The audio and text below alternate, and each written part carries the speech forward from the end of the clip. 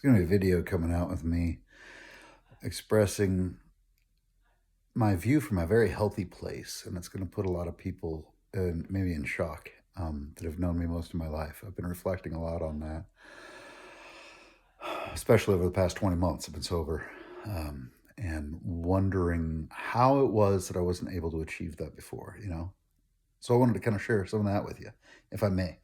Um, I was at the UPenn Journey to the City exhibit, which is the exhibit about the rise of civilization in the Euphrates. And the tour guide said, Marhaba, I am Yarub. I'm from Nipur, Iraq, here in this. And in front of probably 10 adults, 15 adults that were in the tour there. I said, Marhaba, Yarub, kif halak, ismi Jason. I'm sorry for invading your country.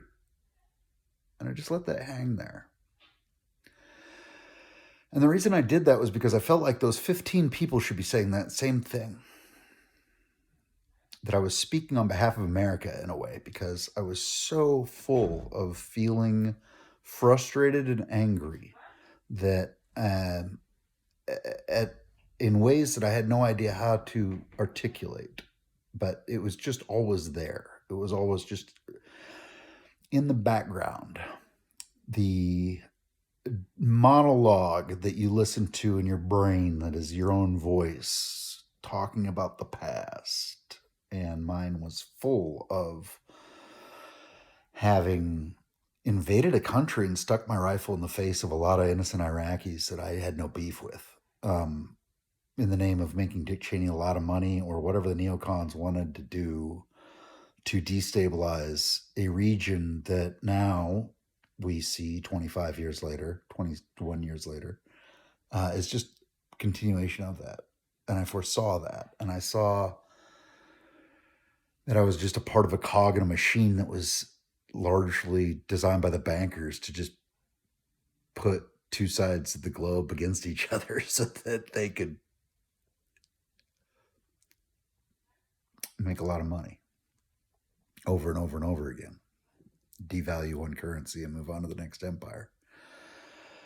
And I saw that nobody seemed to be articulated. Nobody's talking about it. No, we came back from Iraq and what did we accomplish? Absolutely nothing. And nobody said anything. And I was like, yeah, we'll move on to the next war.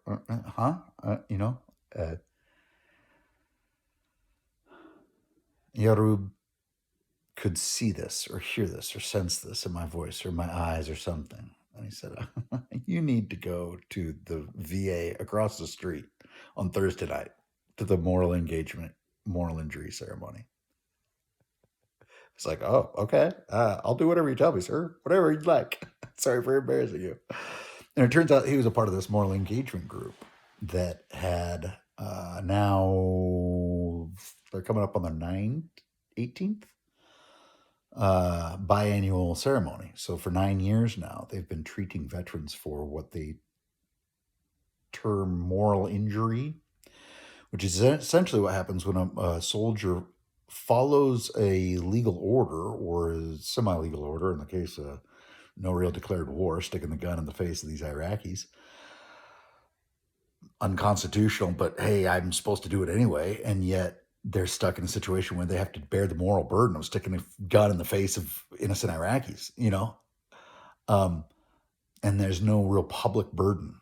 And so it's what the scholarship, I think, correctly claims is an unfair distribution of the responsibility, the moral responsibility of warfare.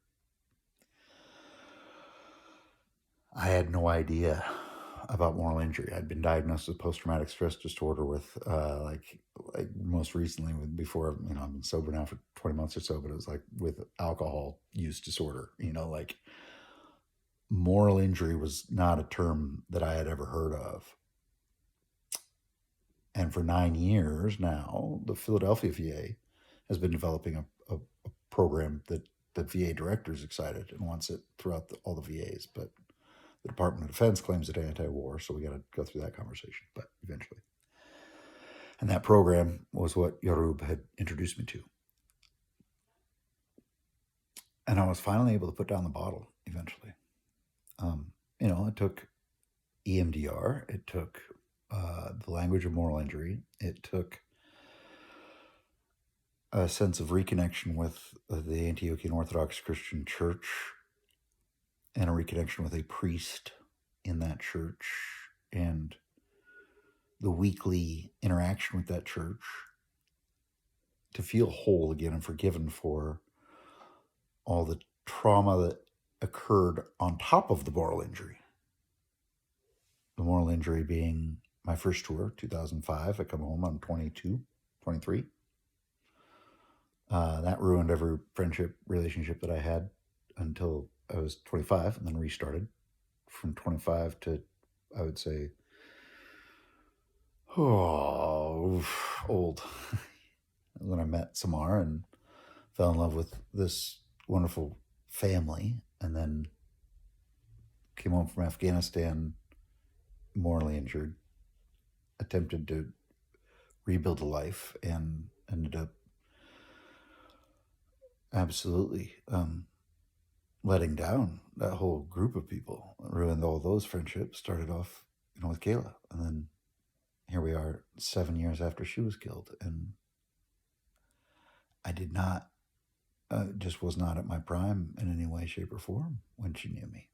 So it's so unfair that